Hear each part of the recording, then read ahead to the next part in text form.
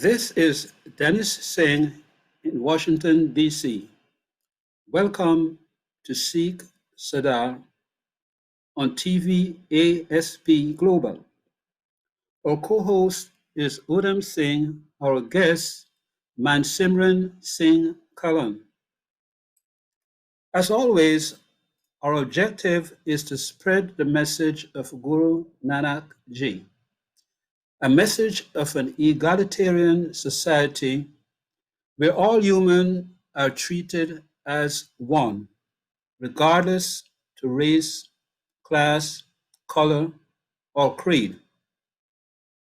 We're reaching out to both Punjab and non-Punjabi speaking communities.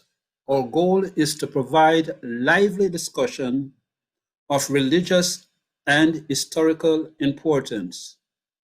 We will add political updates from time to time. Welcome Udham Singh Ji. Welcome Mansimran Singh Kalam. Waheguru Ji Ka Khalsa, Waheguru Ji Ki Fateh. Thank you so much, Dennis Singh, for having me on. My pleasure. Jain My Singh Waheguru pleasure. ਜੀ ਕਾ ਖਾਲਸਾ ਵਾਹਿਗੁਰੂ ਜੀ ਕੀ ਫਤਿਹ ਮਨਸਿਮਰਨ ਸਿੰਘ ਵਾਹਿਗੁਰੂ ਜੀ ਕਾ ਖਾਲਸਾ ਵਾਹਿਗੁਰੂ ਜੀ ਕੀ ਫਤਿਹ Waheguru Ji Ka Khalsa, Waheguru Ji Ki Fateh. Our guest Mansimran Singh again. Welcome Mansimran Singh Kalam. Thank you, Dennis Ji. Thank you so much. I appreciate that. Let us go and give a little background of your performance. It's very impressive. Mr. Mansimran Singh Kalan of the Sikh faith came to the United States at age 3. He now resides in Gainesville, Virginia. Mansimran Singh is a successful community organizer and business owner. He has strong progressive and democratic values with emphasis on education, equality, and economy. He stands dedicated to small business development, economic independence, and universal economic growth. He is a member of Prince William County Democratic Committee and served on Capitol Hill as a civil rights program officer. In 2017, Mr. Callan ran for Virginia's 13th District House of Delegates. Recently, Mansimran Singh was elected as Director of Soil and Water Board Conservation Board in Prince William County. He won by an astounding 50,000 votes. That's very impressive. Thank you. It's all by Guru's grace. Waheguru. Mansimran Singh family, of which I know quite well, is devoted to service and serving the Sikh community. They also serve outside the Sikh community. As I can recall, they provided needy assistance to those who needed it most when there was a flood. People were living homeless. They came to the rescue.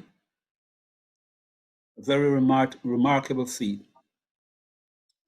Mansimran, we want to lead in, as you are a political, strong in the political arena.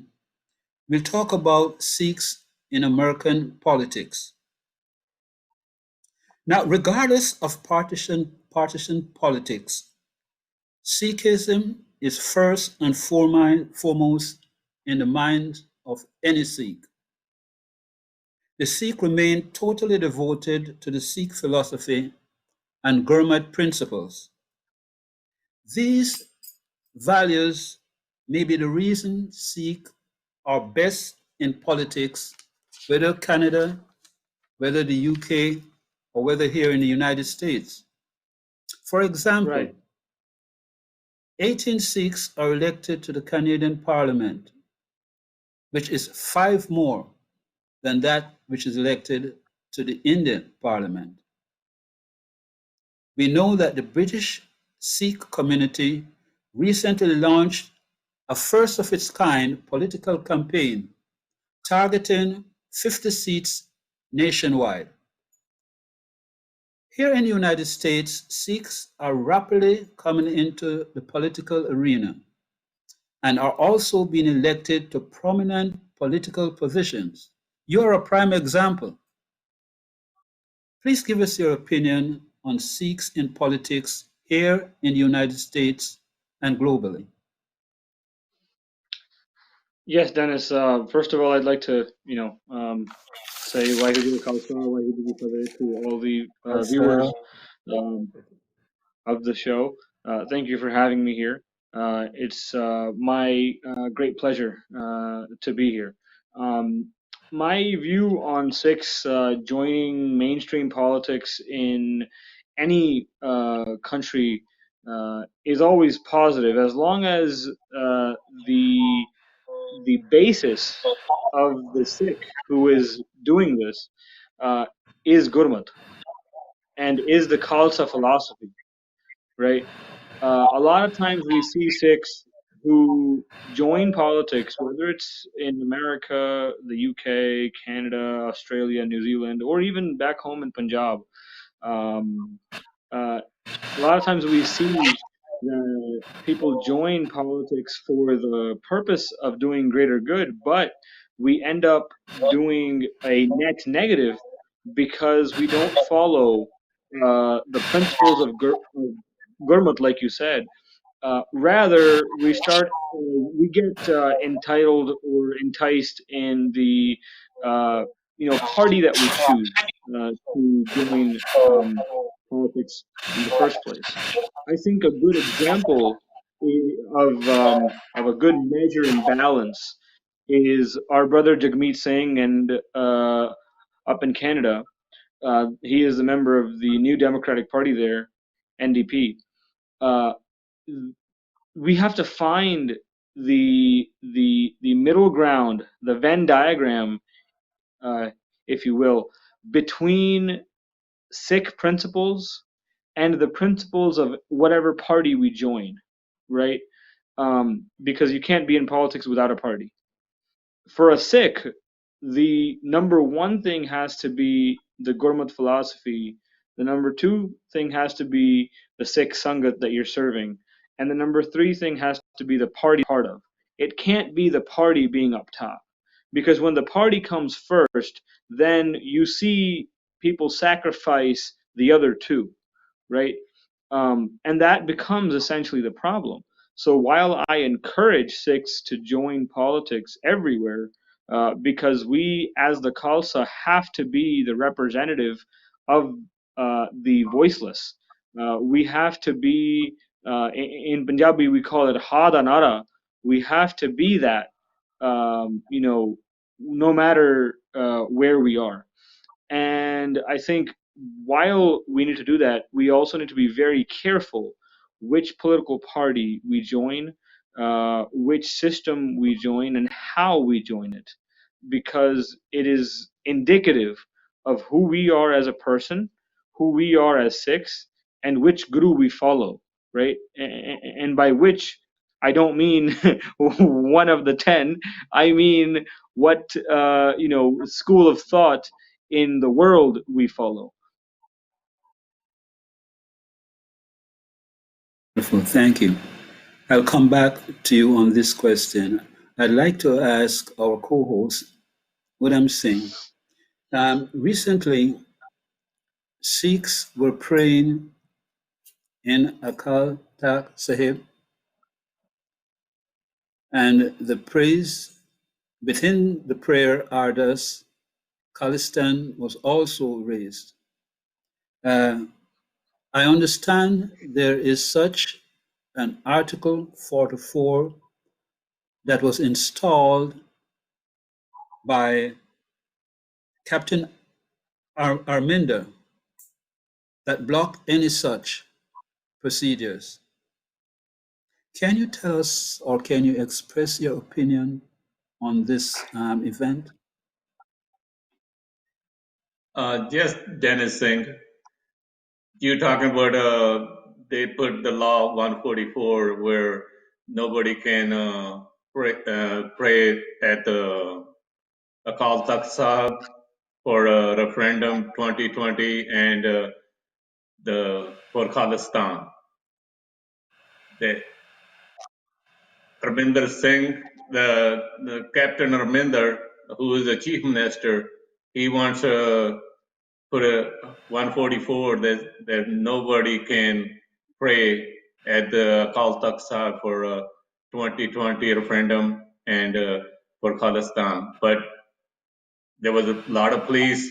I think it was a couple days or a week they've been preparing, but one gentleman went there and he did pray and he praised the Lord and he made a ardas, which is our prayer to the God, and at the Kal Takht Sahib, and they didn't know he was there, and that's what's going on right now. So is this settled or it's still an ongoing issue? Every time the referendum 2020 or Khalistan, uh, who pro Khalistan people, they want to do something, and Harminder wants to stop that. He thinks that people don't want it, Khalistan, but when people do want it, and they go there and do what they need to be done, and he can't stop them. He has a police to stop them, but he don't have no control over all the people in Punjab. Was Arminda, I get that name, Arminda, was his issue religious or was it political? What do you think? He's a Punjab chief minister right now, and he wants to make his rule regulation according to whatever he wants, so he can govern the Punjab state the way he wants.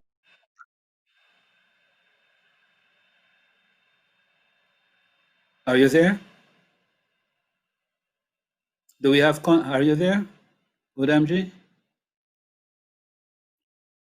Can you hear me? Did we lose contact here?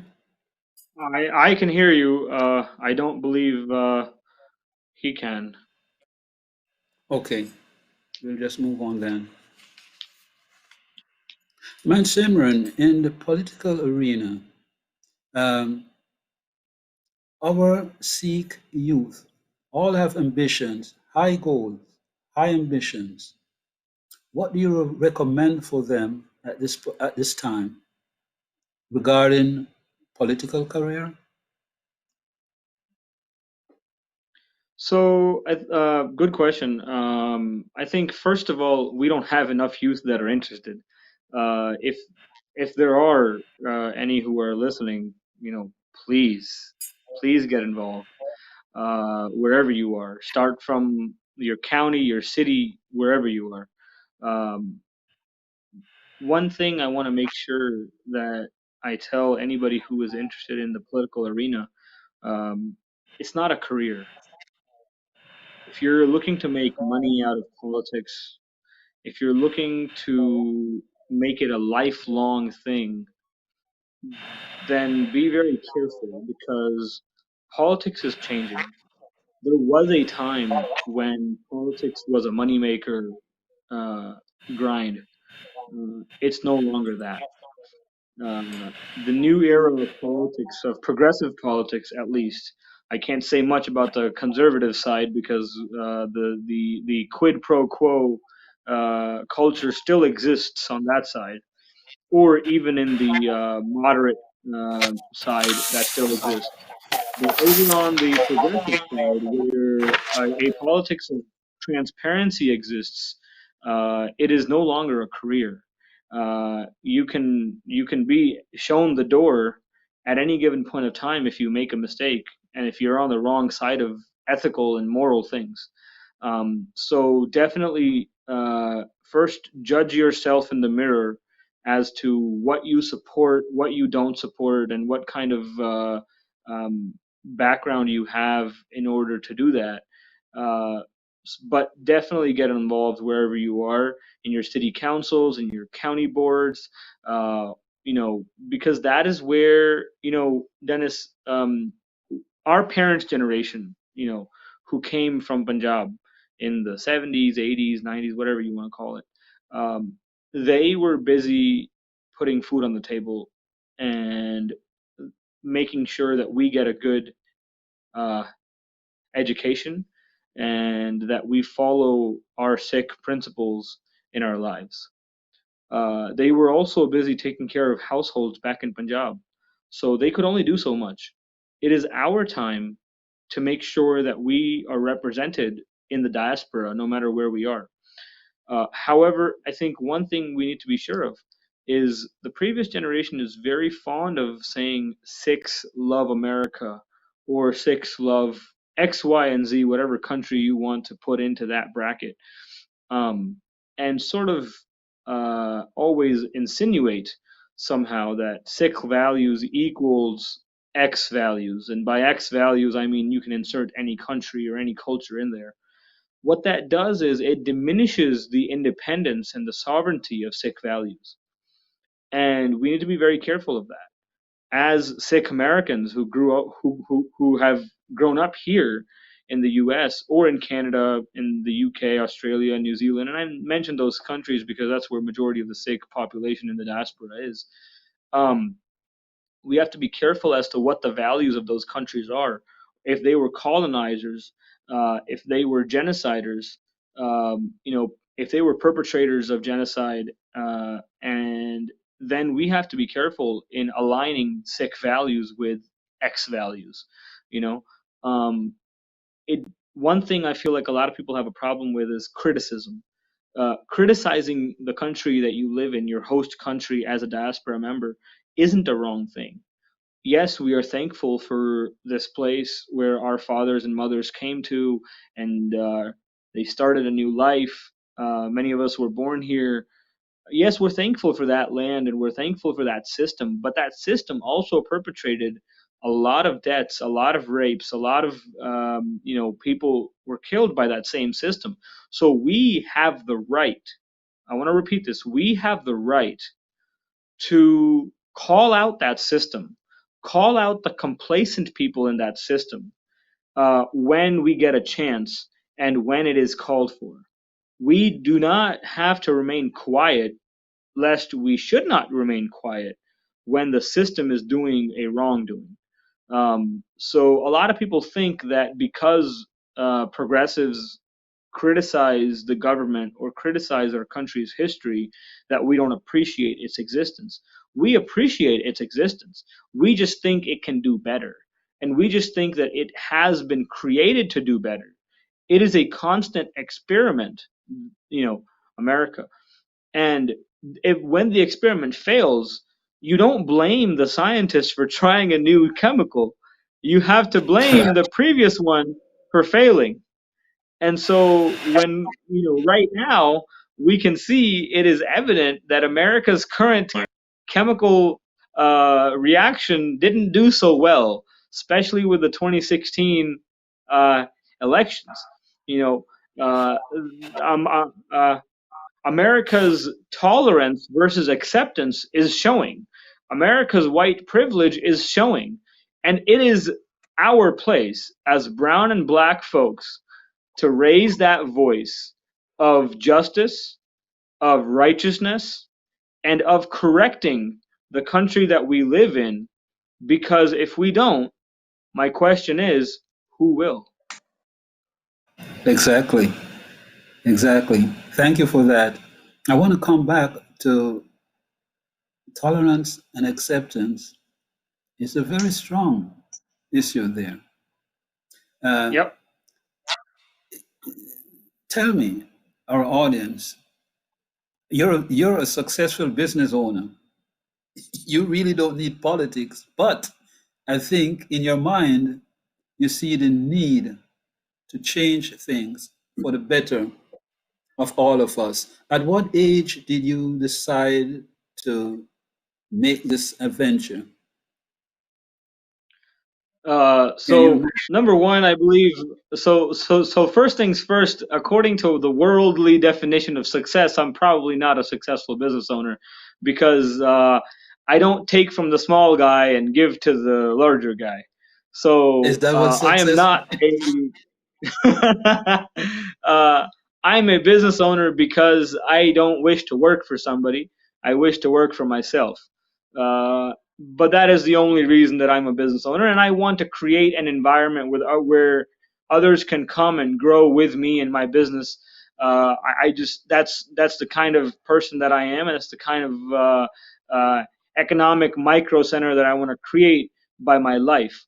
But in the worldly sense of success, I don't think I match that because in the worldly sense of success, from what I can see in the Sikh and non-Sikh community, you're not a businessman until you take from your employees and you unjustly, you until you practice some malpractices. And I'm not part of that. So maybe I'm not a business owner. Maybe I'm just not successful. But that's a different story for a different day. Nevertheless, my story, my journey into politics began when I was in 12th grade. I was actually set out to become a mechanical uh, engineer my whole life. I never thought of politics really. I thought of some civil service, but I always thought of being an engineer. So I joined robotics in high school with the hope of creating robots that would help humanity or just help daily chores. Uh, and when I was in Centerville High School in Fairfax County, there used to be an academy in Chantilly High School just across town. So I joined that. They had an Air Force academy, and I was intrigued. I wasn't in impressionable age, right? And I would like to say, in the slightest way, somewhat naive, because our youth are not taught about the reality of the military of our country. So, nevertheless, I wanted to join the Air Force. I joined the Junior ROTC, Reserves Officer Training Corps, in 12th grade. Uh, Joining that was a struggle because they had denied my admission into this governor's STEM program because of core Sikh principles. My dastar and my dadi, my turban and my beard, were the problem that the Air Force had, and they were not giving me my uniform to attend class. So I had to wear a coat, a suit jacket, a tie, and dress pants, um, a full suit, uh, in replacement of the uniform. And we only got to that point because a lawyer sent them a letter saying, "Hey, you're going to have some problems if you discriminate like this." Nevertheless, I went throughout the entire training program with my suit and not with the uniform. When it was time to join college, I asked the Air Force to accept me into the program as is. I was not accepted. Um, at that time, I worked with the United Sikhs and the Sikh Coalition. My case was probably the only case that was worked on jointly, and it did not work out. I'm not here to say anything negative about uh, one of those organizations. They are doing a terrific job at what they're doing, civil rights and military uh, uh, advocacy. But at that time, it didn't work out for me. Uh, and in hindsight, Dennis, I am thankful because during college I learned about what our country's military does, and I learned more and I read more and more about what historically America has done to the world. And I'm glad that I'm not a part of that system. Uh, I will say one thing. One of the questions that brought me towards politics was going into the halls of US Congress and talking to members of Congress, talking to directors of various US departments, and asking them about Sikh acceptance and talking to them, and they didn't know who Sikhs were. Many of them didn't. Many of them did. And this was back in 2009, 10, and 11. The United Sikhs used to hold a Sikh summit on the Capitol Hill, and it was a great program. We got to go to Capitol Hill and do basically lobbying for our community.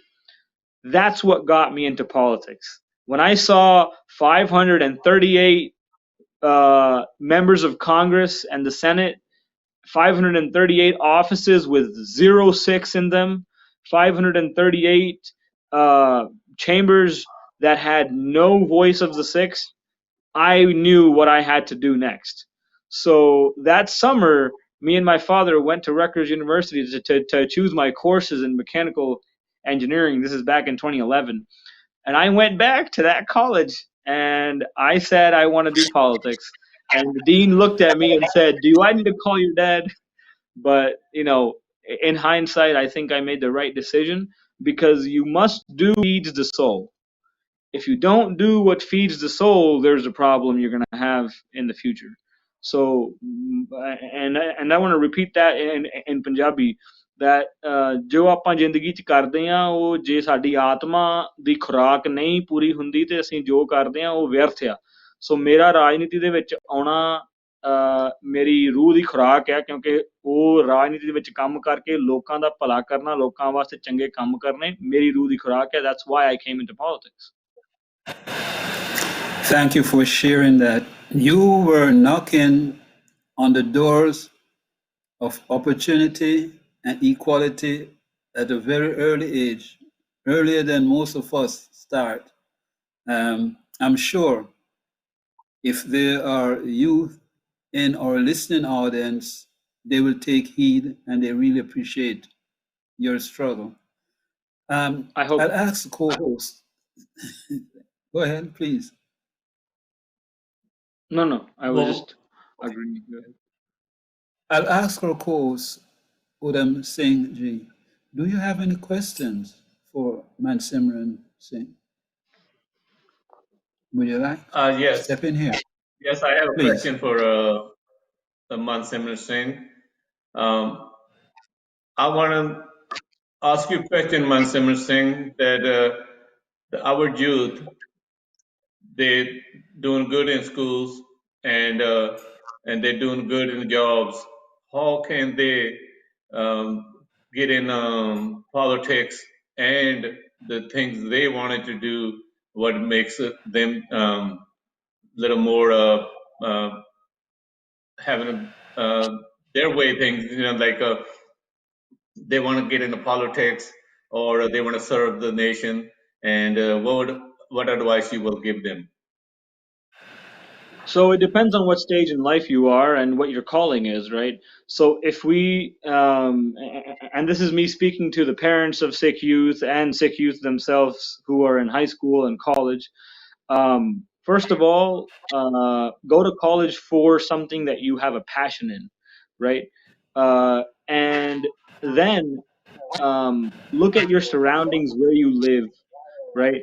There's a number of opportunities that you can take advantage of. Number one is every state has elections in the state house, state senate, then the U.S. House and the U.S. Senate.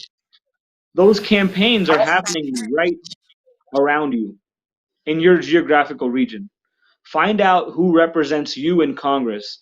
Find out who represents you in your state legislatures and the U.S. Senate.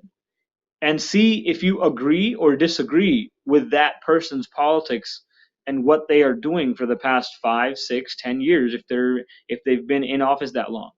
If you agree with most of what they do, call up their office, find out their campaign, and maybe do a fellowship with them. Maybe do an internship with them. That's the first step into politics. My first step was when I interned for former Congressman Mike Honda in the Cannon Building in DC. And that was in 2013. 13 or 14, right around there. and that is how I got involved in politics. From there, I noticed that the national level was a huge thing to do, and I found out how Virginia works, and I then pursued at the county and the state level. So you have to find your issue that you want to work for. You have to find why you want to be in politics, and then you have to find the politician to work with. A lot of times the word politician has a negative connotation, and I want to talk about that a little bit. Being a politician is not a bad thing. The problem is that for an X number of decades and maybe even a century, politicians have been doing the wrong things. They've been taking advantage of their constituents and tax dollars and enriching themselves and enriching their friends. And that's the problem. That's why my generation of politics is here to remove that. And so when we call ourselves politicians, a lot of the previous generation either smirks at that, laughs at that, or just looks at it as a negative connotation. I want to make sure that that our community, Sikhs, and our young generation can look at politics as a positive career, as a positive move, just like they do when they think about being a doctor, engineer, or whatever they want to become.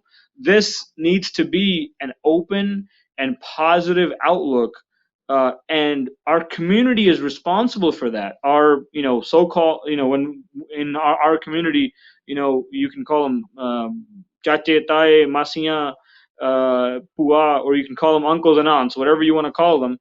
We are all responsible for creating an atmosphere and environment for the community's kids. Unfortunately, right now, our environments are not positive. They're not secular, and they are not open. We have taboos. We have topics that nobody wants to discuss, and we have a lot of issues with our kids choosing their own path of career. Although I think that one's worked out a little bit, but the former are still issues that we have to talk about. Whether it's taboo and talking about mental illnesses, it's taboo about marijuana. There is a lot of concern in the community that people just don't have the correct information, and because of that, we discuss the wrong topics in the wrong ways. So I've tried time and again to create an environment around me where Sikh youth can approach me, or folks that are near me, to get those questions answered. And I think the ultimate answer to your question is, as long as parents will keep an open mind and tell their kids that, hey, this is also something you can do. I think our youth can figure that out, and there's a lot of things to do around you, no matter where you are. Thank you, Mansimran Singh Ji. Udham Singh Ji, do you have a follow-up question for Mansimran? No, you can go ahead and ask a question, but that's the question I had for him. Thank you. Mansimran Singh, let's discuss Black Lives Matters for a moment here. 2 years ago, public opinion on the Black Lives Movement was at most negative. The movement grew increasingly popular from 2019 to this time. A Paul Research Center review found that majority of Americans across racial, ethnic groups now express strong support for the Black Lives Matter movement. Tell me, well, before, the awakening of people consciousness was by no means a local response. It became national overnight and still maintains its purpose regardless of the many efforts to extinguish the flames. Can you tell us why and what was responsible for the resurgence of the Black Lives Matter movement after 2019? Yeah, so I mean, I think it's not hidden from most of our viewers. A gentleman by the name of George Floyd was killed, murdered in broad daylight by the Minneapolis Police Department. Um, and that was the catalyst of the uprising of the BLM movement in 2020. Uh, I think one thing we have to make sure right off the bat is when we say Black Lives Matter,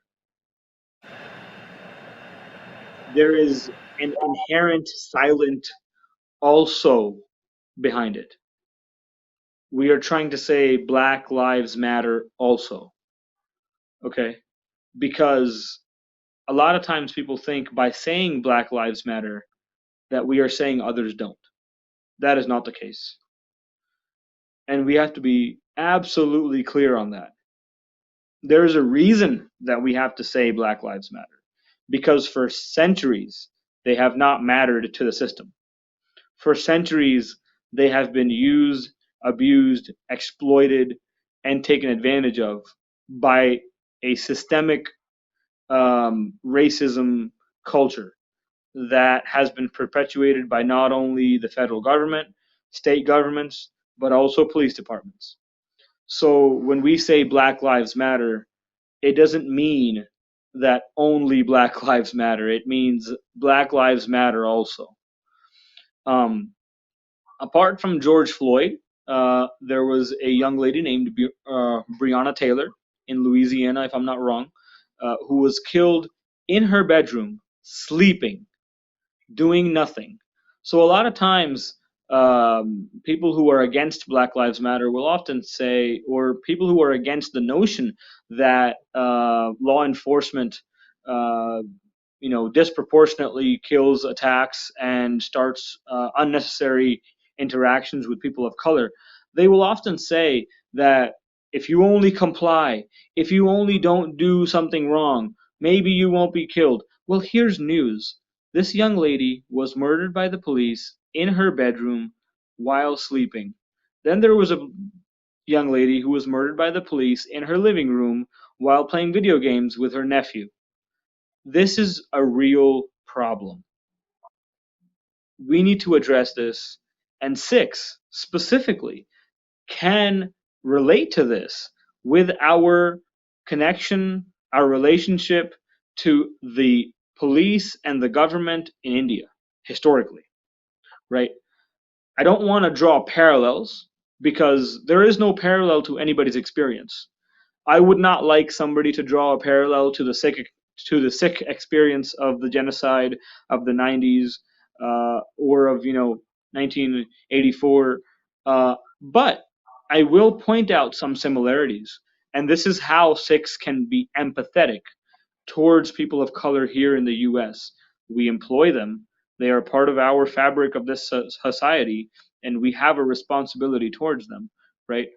Uh, and that is that Sikh youth between the ages of 18 and 35 were disproportionately picked up by the police in the 80s and 90s, in Punjab and all across India.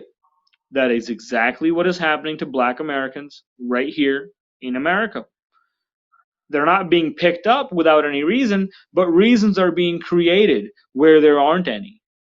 And when there are reasons, they don't get the same justice that you and I, or somebody who is fairer looking or who has less, melanin in their skin. The justice system is different if you're white, black, Asian in this country. And that can be proven and has been proven time and again by judges getting notices from private prisons saying, oh, we don't have enough inmates. You need to send some more. And not only that, but also mandatory minimums. Mandatory minimums have created the culture where even petty crimes are being charged and convicted with 6 months to 6 years of prison time. So these are real problems. And can I say something very intricately to the Punjabi community in America? Many of us came here fleeing genocide. Our parents did. We found employment in the farms of California and the taxis of DC and New York and Chicago. And from those hardworking days, we went up to retail stores, gas stations, in trucking. I think it's time that the Sikh community realize that the bread and butter on our dining tables and the dal being cooked in our kitchens is because of customers of Black and Hispanic communities in the inner cities from New York, Washington, D.C., Chicago, LA, San Francisco, Dallas, and St. Louis. We earn because people of Hispanic and Black backgrounds buy goods from our stores. That's how we earn a living.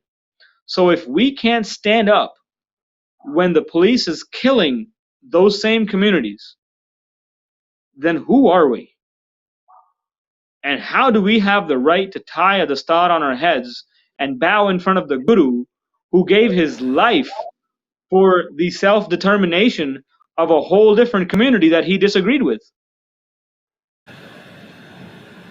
So it is our responsibility as Sikhs to stand up for others. If we expect, and while this should not even be one of the things, but if we expect others to stand up for us, we ought to stand up for them. Very strong point. Thank you so much for that response. Udham Singh ji, do you have any follow-up questions for Mansimran Singh? Yes, I have a question for Monsanto Singh. And he was 2 when he came to America. And how does he feel all the time he's been in America, as his parents was immigrated to this country and they work hard to raise him, and he done good so far, and he will do good more, and makes his parents proud. How he feels about his parents' struggle and his own struggle, and our next generation struggle, that where he can make a difference. I think that's a interwoven question. I'll try to answer it part by part. Yes, I came here when I was 3 years old. My dad has been driving a DC taxi for the past 30 some years. I come from an average middle class background. And I think that it is key that we appreciate our struggles. We appreciate what cards we've been dealt. We have to work with them, no matter where we are. One thing I want to make sure that I address is that as Sikhs, we are privileged. We are privileged because our parents look after us and look after our well-being for the future. You know, working day in and day out, 2-3 shifts at a time. Our parents, not just my parents, every parent out there, every member of the Punjabi and Sikh community and non-Punjabi Sikh community work extremely hard, because it is a core principle from Guru Nanak of working hard and making sure that we share our fruits from that hard work.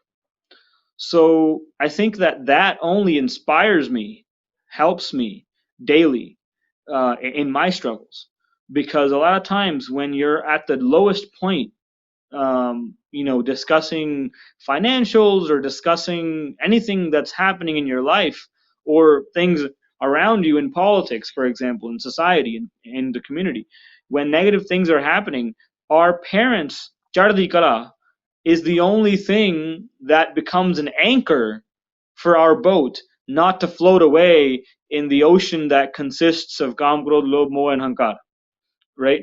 So the anchor that keeps me at bay, that keeps me in the harbor, is my parents' hard work and the values of my parents to stand up for the truth and speak up when something wrong is happening, not to be complacent.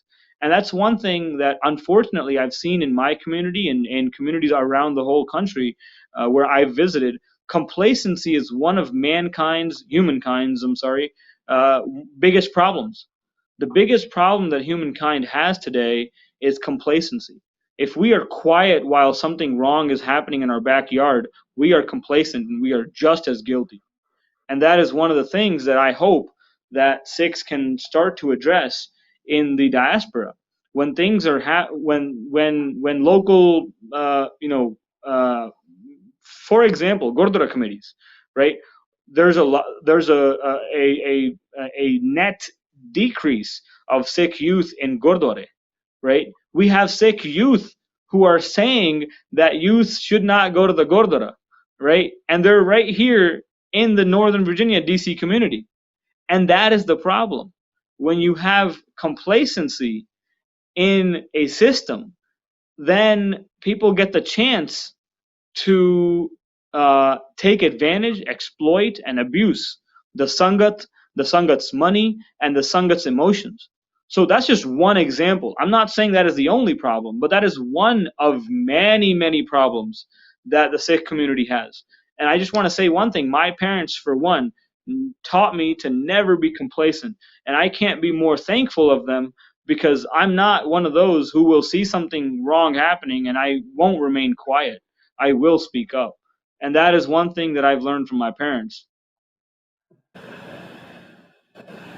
Thank you so much for the response. We have a few minutes to go, and before we close, there's just one more question I'd like to put to you, a topic: support for Sikh immigrants, showing empathy for Sikhs fleeing genocide and ethnic cleansing. And I recall the brutal act of terrorism against the Sikh community in Afghanistan on March 25th, 2020. More than 25 Sikhs died and more than 8 were severely injured. Previous to that, July 2018, another 18 or 19 Afghanistans were annihilated. The United Nations Security Council stood strong with the Sikh nation by condemning the attack on the Sikh community.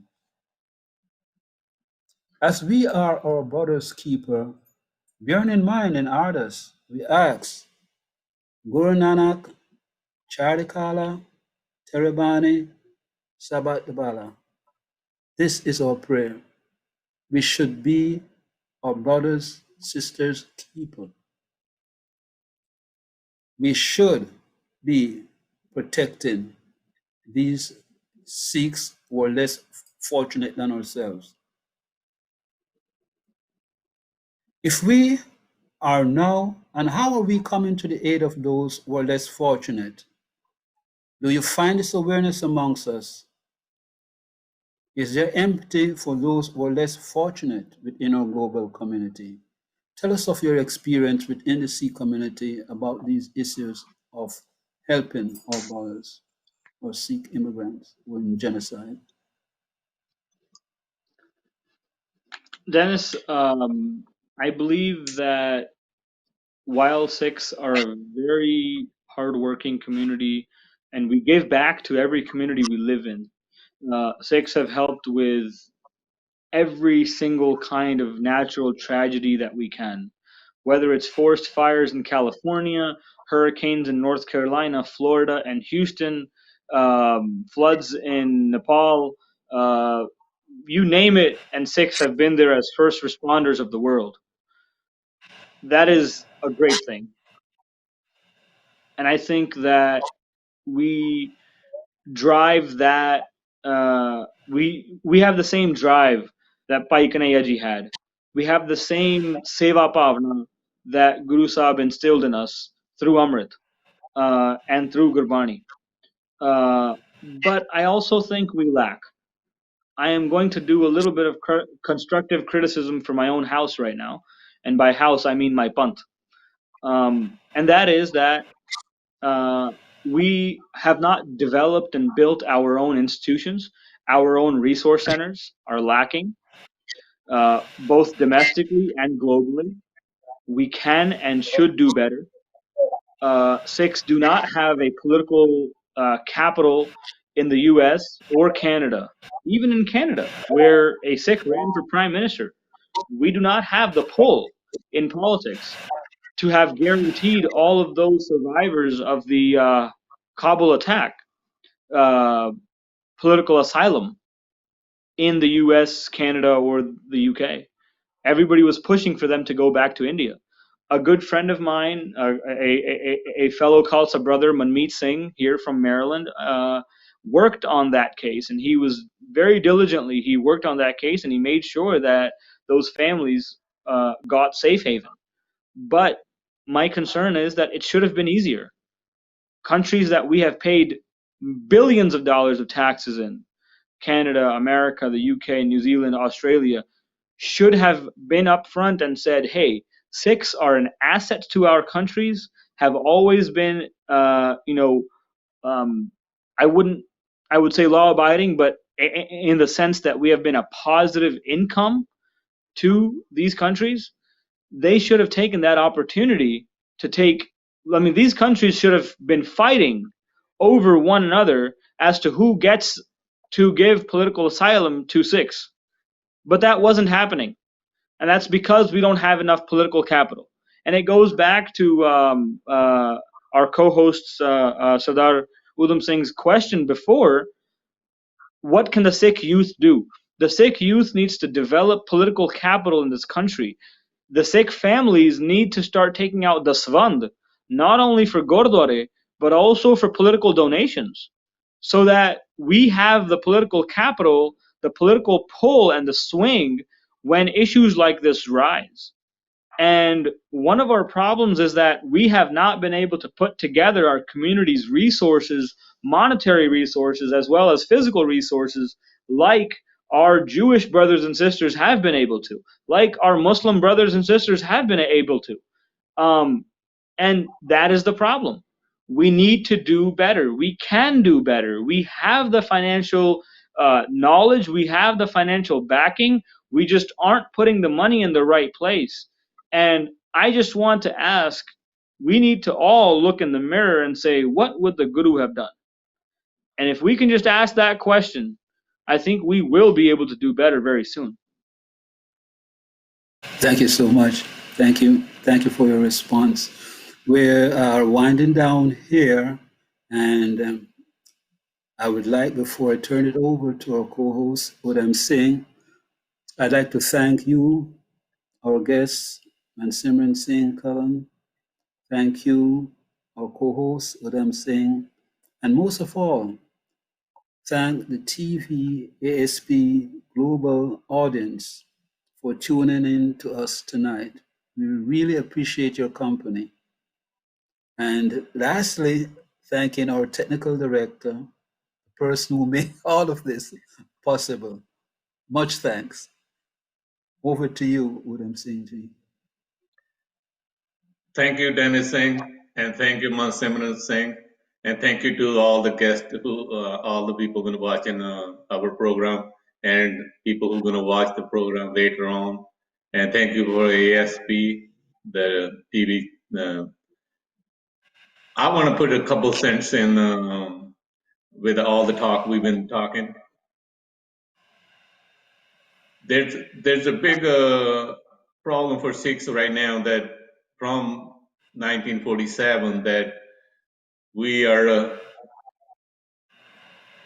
treated as second citizen in the country in India, and when we come to the country where we live the India and we come to the other countries, and we have struggled in in the countries too, country like Virginia, a country like America, Canada, and England, and all over the world.